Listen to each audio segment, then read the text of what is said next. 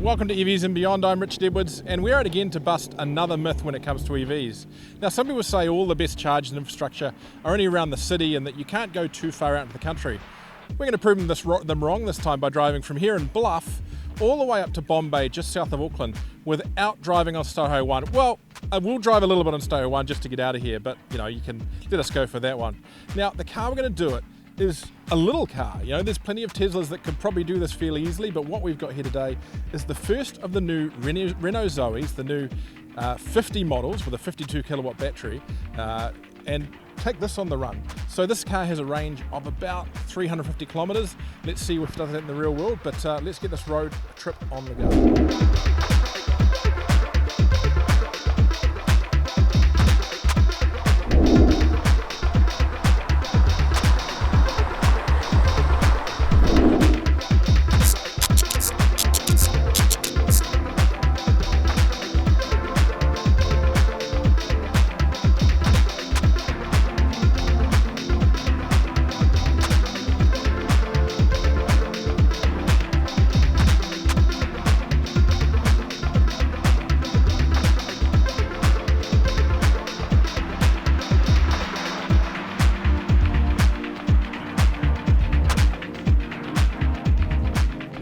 We've just stopped at Ethel for a little bit of a top up so that we don't have to charge in the morning when we're on our way.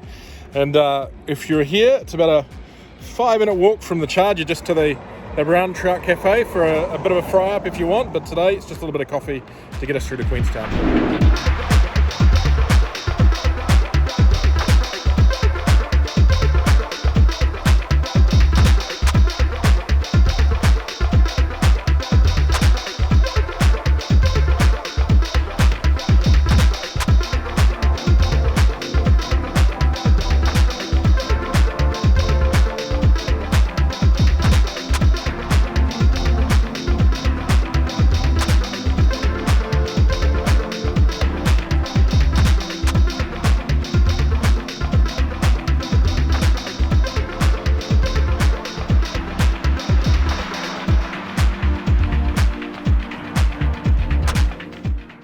So good morning.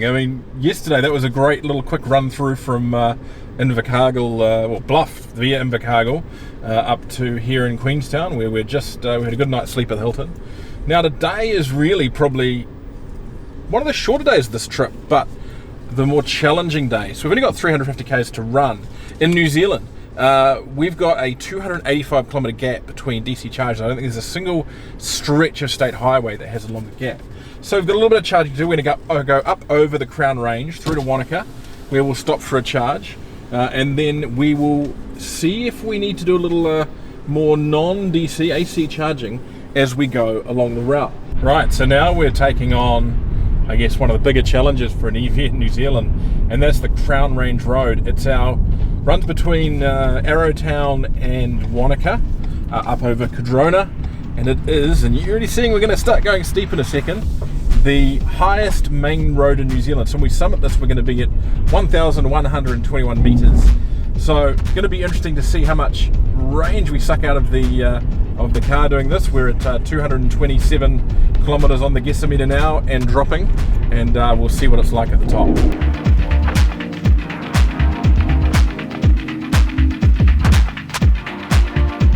So I've got to say, the Zoe has really impressed me with how it actually drives.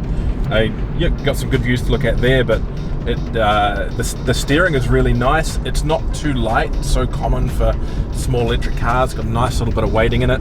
The French are pretty well known for nice driving, nice handling cars, and the Zoe is really no exception.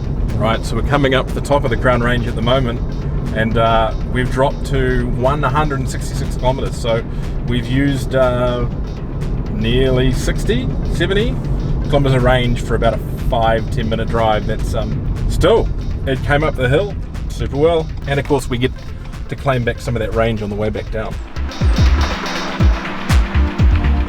So the joy of regen is we're now coming back down out of Cardrona, heading back towards Wanaka, and we've gone back up to 190 kilometers. So what you do burn going up, you do always get some of it coming back down again.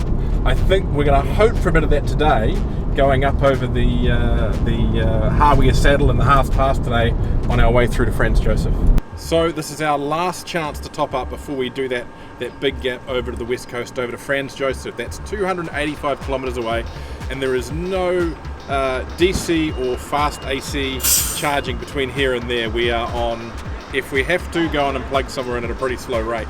So we've topped the car up to 100% here at the ABB charger at BP on the outskirts of Wanaka. Wanaka's really well suited for charging. Just over there we've got Mitre 10, which has got solar powered level 2 charging, which is fantastic. You've got this DC charger here. We've got a ChargeNet one in Wanaka that we actually topped up at earlier while we were having some coffee. So let's go and do this. We've got, as I said, 285 kilometres. We've got a summit to get over of about 560 metres.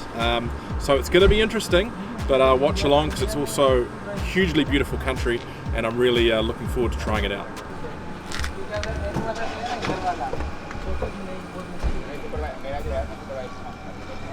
Right, so what are we working with? To get that 285 kilometre gap, we have got 333 kilometres showing on our guessometer, but you know, it's going to be a big challenge to make sure that we get that far and maintain our efficiency to get all the way. So I think it might be a little bit of air conditioning off, a little bit of foot off the pedal today.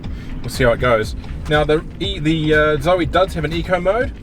Now, unlike a lot of cars I've seen, when you push the eco mode, it doesn't just instantly throw a whole pile more range at you. Doesn't recalculate. So you're not getting that instant picture of what the extra range means, but hopefully we can work out that puzzle as we go along.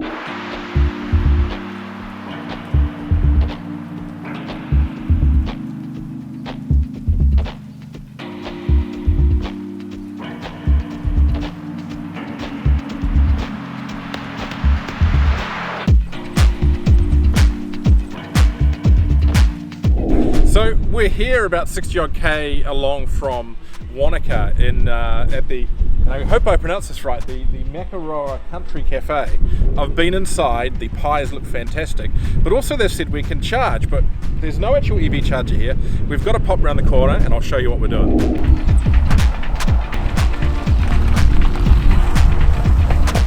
So what we have in this box, courtesy of our friends at Transnet, is an EVSE, or a charging cable as they're known by, with the good old blue commando plug on it, or a caravan plug basically. So what this allows us to do is to plug into these higher amperage ports that are fitted at pretty much any campground in New Zealand, and charge at a higher amperage rate than what you'd expect from a normal standard EVSE that comes with a car.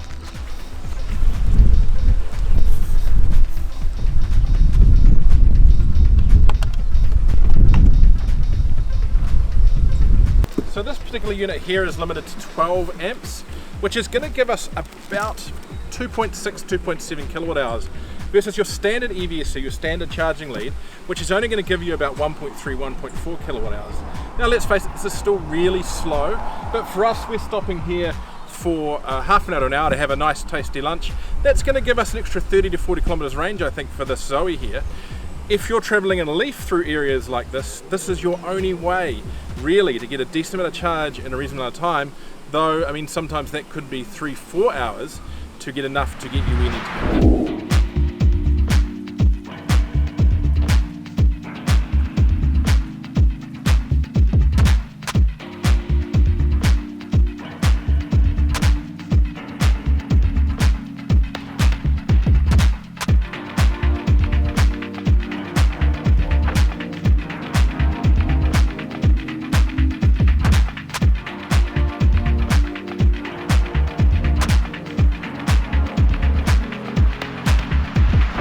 So we are stopped, if I just show you over there, at a good old traditional Kiwi roadworks stop-go sign. We are now 132 kilometres away from our lodgings for the night in Franz Josef, and we've got 173 kilometres on the guessometer. So we've got a nice, you can check my maths later, comment below, 42, 41-ish kilometre buffer there, which is good. We've still got a little bit of up and down country to go, particularly around the glaciers, but I think I'm pretty confident we're going to get there. Even if we hadn't put that 20 odd colour extra Ks of range on at the cafe, I think we would be fine. The funny thing today is if you look at the nav, we've had one instruction all day, and that's for the turn when we get to Franz Josef, not for anywhere else. It's just been one road the whole way through. So we've now gone from 280 kilometres to our next turn to 132 kilometres to our next turn.